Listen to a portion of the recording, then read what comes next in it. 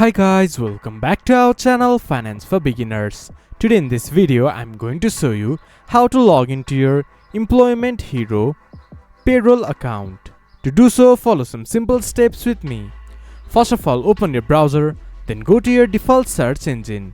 Then search Employment Hero Payroll Login. Scroll down a little bit. There you can find Employment Hero all-in-one HR, payroll and benefit platform.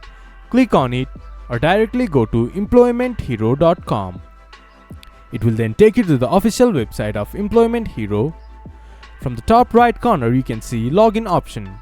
Click on it, then click to payroll login. It will then redirect you to a login page. There enter your email address and your password. Once you have entered your login credentials, click to login. Then you should be able to access your Employment Hero Payroll.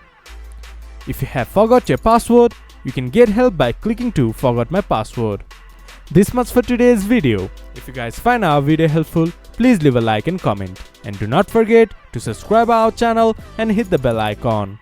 I'll see you guys again in our next video. Thank you for watching.